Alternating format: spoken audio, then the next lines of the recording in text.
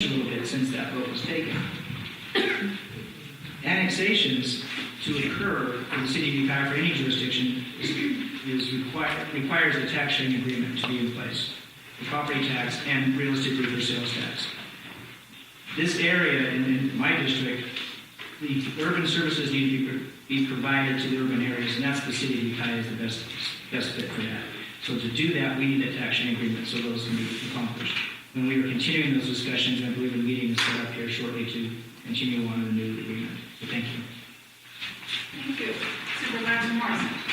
I'm a supporter of it, as you mentioned conceptually. I've noticed that the relationship between the county and the cities is an interdependent one, and it'd be hard for me to understand how something like masonry property could be developed and be quite a burden on the sphere of influence of the Ukiah area without, substantially depleting our natural resources and our fiscal resources. And I think that if they're not equitably distributed, then we would have a major problem. So I think that, again, if it's equally distributed and conceptually, it can be worked out. Has it been each and every time? Probably not. But again, I think that if we do collectively work on it, we can pull it together. And if it's not going that way, I could see changing my mind on that. Thank you. Supervisor Rickle.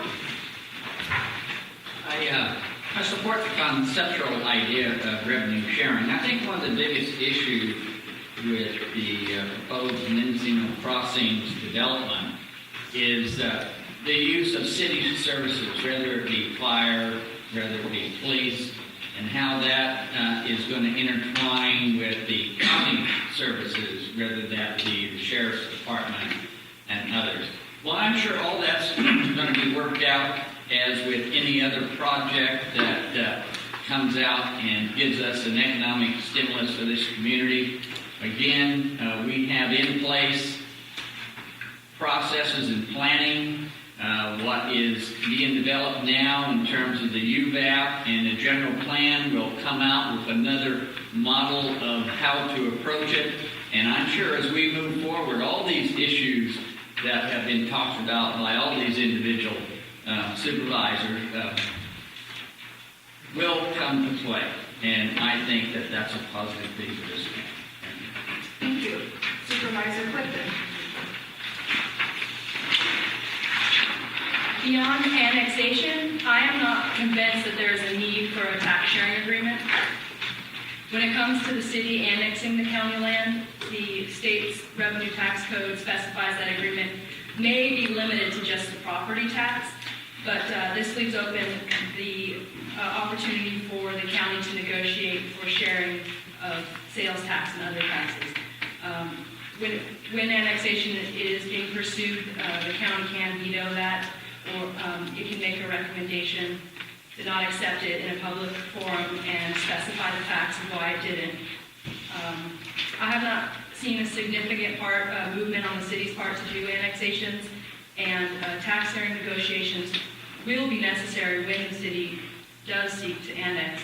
And at this time, I don't see a big need for a tax sharing agreement because I do not, as supervisor, plan to compete with the city. Thank you. Thank you. Supervisor May. I feel like I'm at a FEMA meeting to change the interpretation and the wording and everything around it on the questions. So, but yes, we have to do this for the tax system here. We need to turn around and have a fair tax system for both the county and the city or whatever municipality is wanting to do this and go on this in the future. We have to make sure that our county stays healthy, just like the city needs to stay healthy. And it needs to be able to be worked through at a later time to be adjusted as time moves on and who picks up more costs or who has less costs.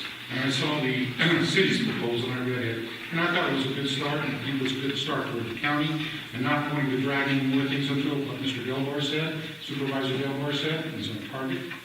He's going down along that direction, and I'm sure what Mr. McCown's going to say here is going to lead us the same direction.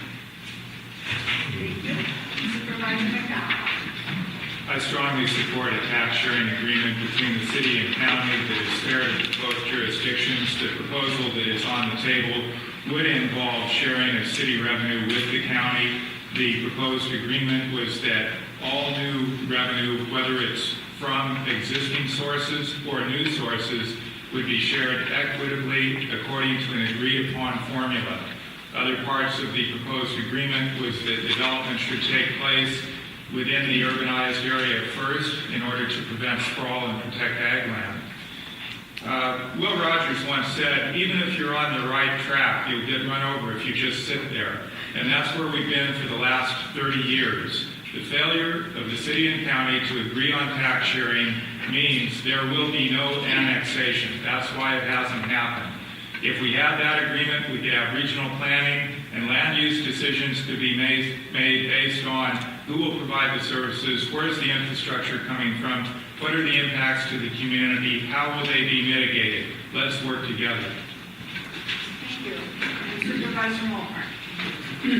I support the tax sharing agreement. I was at a meeting, Board of Supervisors, a couple of years ago when Supervisor Wattenberger and Delbar, in conjunction with Councilman Nagano, I think it was Mark Shiku when he was then mayor, had reached a tentative agreement and presented it to the Board of Supervisors. And the then chairman, the 5th District, David Colfax, pretty much reprimanded Wattenberger and Delbar for being a rogue committee and going on without authority to proceed with the tax sharing agreement. I just thought it was unfortunate at that point that that happened. We could have already had a tax sharing agreement in place and we wouldn't even be having this discussion tonight. I think it's important that you can get the city council and the board of supervisors on the same page and come to an agreement on a tax sharing agreement. We need to move forward, John said, we need to move forward in this community for some development and some annexation. Thank you. Thank you all for your comments. Would like to now turn to the audience again, and I will read the motion, and then use your green card and your, don't get ahead of me. I move that we support the concept of tax sharing and attempt to reach an agreement between the County of Mendocino and the City of Ukiah.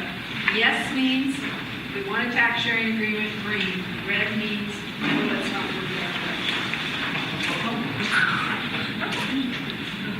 Okay, you guys see that? How would you have to turn it the other way?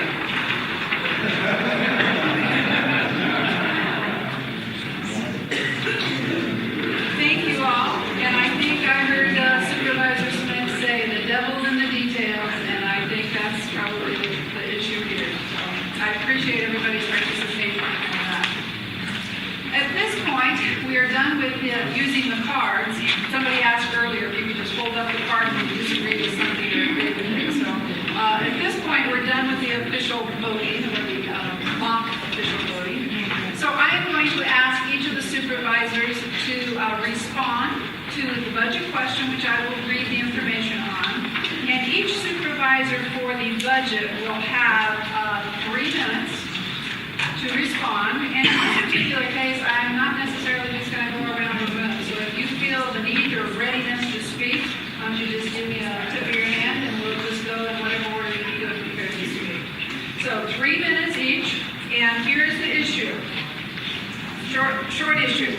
As a candidate for supervisor, you are surely aware that Mendocino County is currently carrying one of the highest debt loads of any county per capita in California, of any county. Did I say that right?